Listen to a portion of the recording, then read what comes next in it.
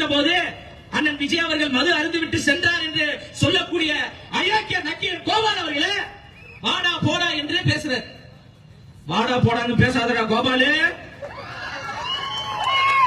இதே விமர்சனத்தை தான் புரட்சி தலைவர் கேப்டன் விஜயகாந்த் அவர்களுக்கு என்ன முன்னெடுத்தாங்க?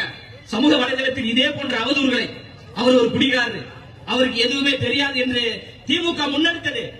ஆனால் தேமுதிக தொண்டர்களை கண்டுகொள்ளாமல் விட்டுவிட்டால் கேப்டன் அவருடைய வீழ்ச்சியை நோக்கி போனாங்க. ஆனா தமிழக வெற்றி கழகம் என்பது அப்படி கிடையாது. இந்த கூட்டம் என்பது உலகத்திலே தலை சிறந்த விர்ச்சுவல் வாரியர்ஸ் என்கின்ற போர்ப்படையை நாங்கள் வைத்திருக்கிறோம். அதனால உங்களுடைய இந்த பொய் பிரச்சாரங்கள், பொய் அவதூறுகள் இதையெல்லாம் நாங்கள் தவிடுபடியாக்குவோம். ஒரு மாபெரும் தலைவர், இந்த மண்ணுக்காக உழைத்த ஒரு காம்ரேட், ஒரு கம்யூனிஸ்ட் போராளி ஐயா நல்லக்கண்ணா அவர்கள், அவர் இறந்துட்டாரு, தலைவர் போய் பார்க்கிறாங்க. அதை கொச்சைப்படுத்துறாருன்னா இவன் ஒரு பத்திரிகையாளரா?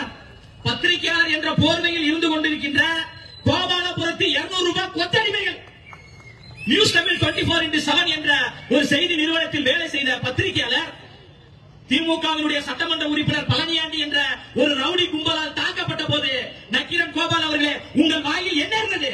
எங்களுடைய சின்ன விசில் இருந்ததா? பேசிருக்கணுமா கூடாதா? தமிழ்நாடு முழுவதும் சட்ட ஒழுங்கு சந்தி சிரித்து கொண்டிருக்க, அது குறித்து நக்கீரன் கோபால் பேசுவாரா? வாயில் என்ன இருந்தது? எங்களுடைய விசில் இருந்ததா? பொறுப்பு டிஜிபியை நியமித்திருக்கிறாங்க. நிரந்தர டிஜிபியை நியமிக்க வேண்டும் என்று உச்ச நீதிமன்றம் சொல்லிய பிறகு கூட இன்னும் நிரந்தர டிஜிபியை நியமிக்காம இருக்காங்களே, இது குறித்து